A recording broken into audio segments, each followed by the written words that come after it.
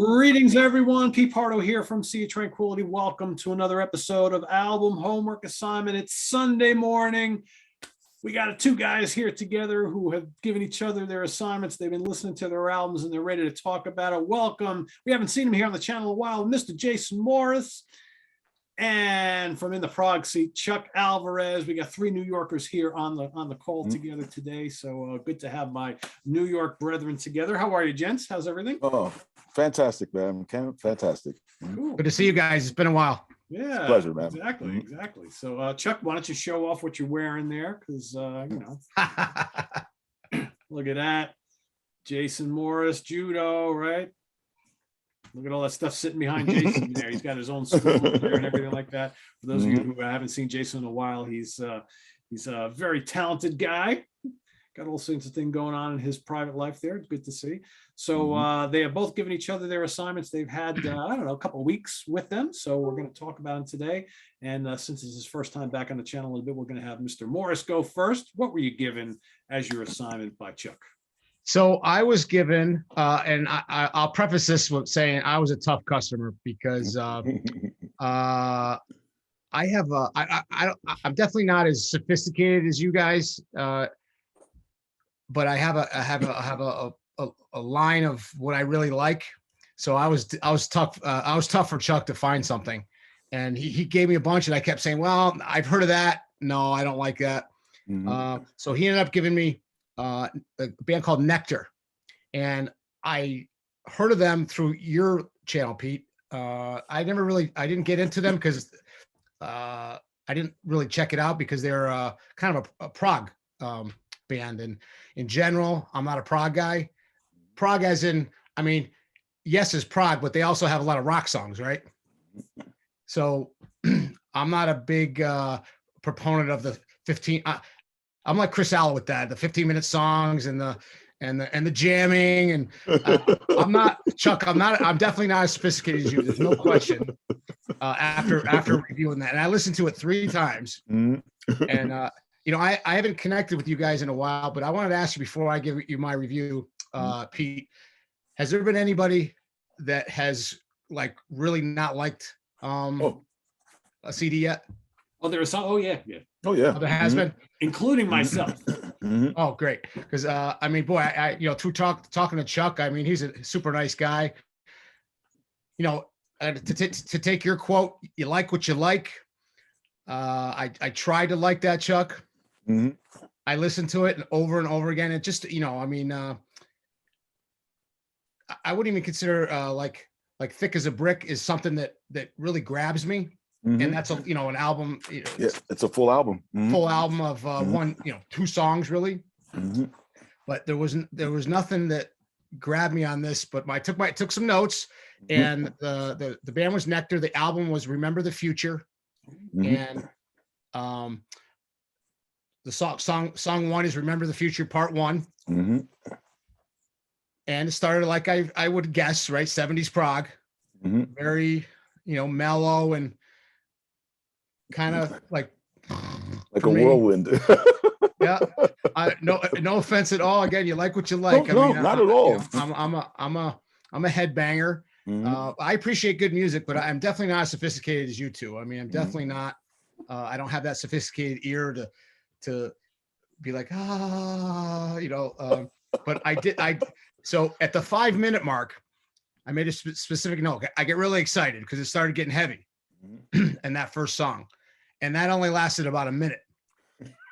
And I was like, yes, okay, we're gonna go into a phase of something different, maybe some a little heavier. And it slid back into that first side was kind of the same melody all the way through. They changed it a little bit. I got excited again at the 10-minute mark. I thought they were gonna start rocking out there, and it flowed right back into the into that same melody. Part 2, I liked a little better. It had a lot of different textures. It kept you kind of engaged a little more, but still it was, I got going at the 3-minute mark, the 6-minute mark, and then I really liked it from 14 minutes to the end. to the end because it rocks. That's It rocks. smart, It man. rocks. Oh, that's funny. Okay, good. So I'm not a moron, right? I really, I was like real nervous about going on with this one. I was like, God, I'm just so dumb because No. I don't get it. I just didn't like it. I just like, Mhm. it's not my thing.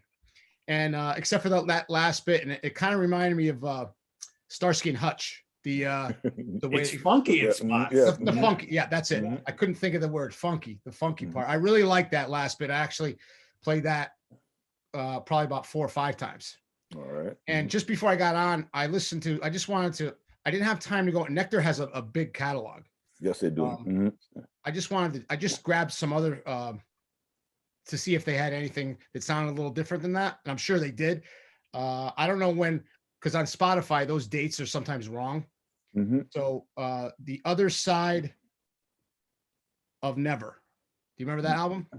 Other side of Never. Probably like a compilation or so. Oh, Um, okay. an album by them that's real hard is Sound Like This. It's very hard to find. I doubt that they would have had it on Spotify. Yeah. But that album really, like, it's really almost metallic at times. But actually, personally speaking, and so for my opinion, and so I'm actually glad that you actually gave your honest, true opinion on that. So you don't want to have somebody come on there and say, "Oh yeah, I liked it," and so, and then behind your back they're ripping putting it in the garbage bin. But I actually preferred that. So that I'm glad that you actually got to sample it and you got to listen to the album on hand as far as the homework assignment. I have no qualms whatsoever. Oh, All good. I right. mean, hey, I felt bad. I was like, oh my No, God. I no, mean, not I at was like, all. I don't get it. Why is this good? What I will say though, based on your positive experiences with parts of the album, go, if you can listen to sounds like this, definitely. For me, their absolute masterpiece is A Tab in the Ocean. Oh, but to the add, it might be a little bit too It's spacey, spacey, but there are I some think heavy moments on that. very heavy. Yeah. Very heavy. So you might like some songs on that album, because again, that's not, I think one of the things too, for some people, because I've had these conversations over the years with that particular album, is because it's these long, it's really one long composition, broken up into little segments, kind of like Thick as a Brick, but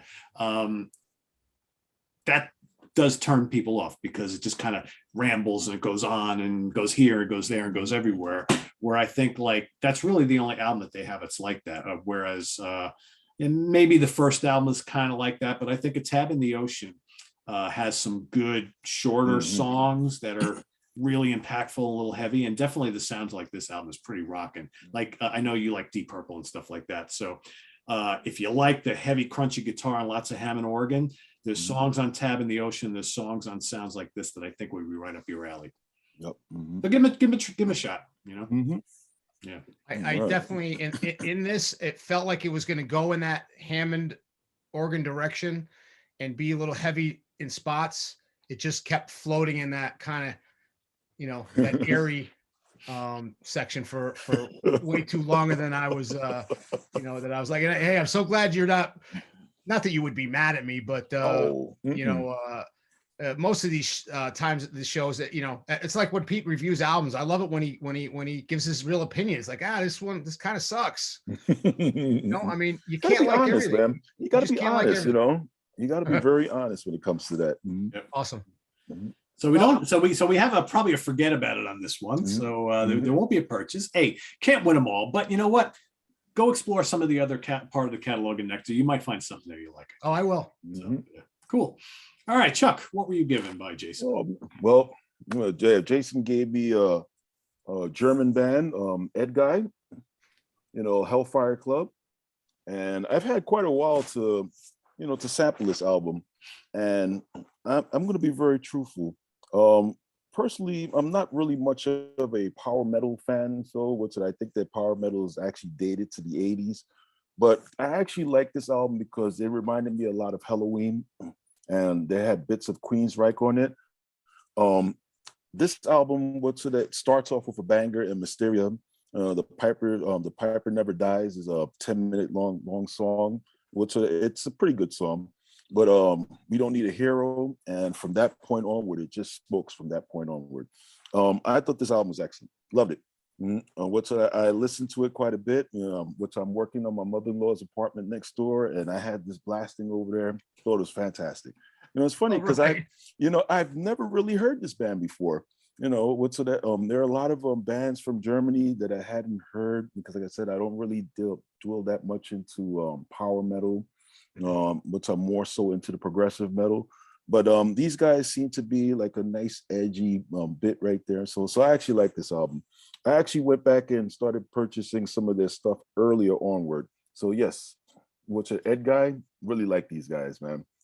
Yeah, I very would impressed, say, man. and Jason, you could probably agree here too. I think their earlier albums are definitely in that early Halloween kind of mold. They're definitely a little bit more complex.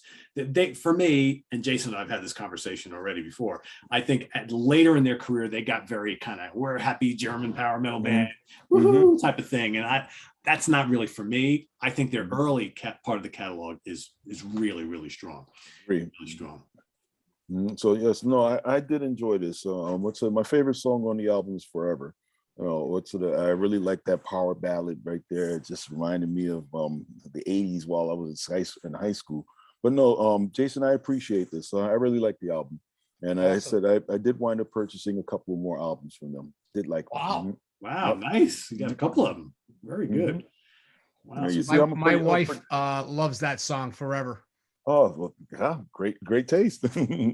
Oh man, it's a great song, man, and I like the album. Which I thought that they hit that right spot right there. So thank you Awesome. very much, Jason. I appreciate it, man. Oh, thank you. Hey, before I want to throw in there, hey Pete, I finally I sold my albums. How many albums did you have?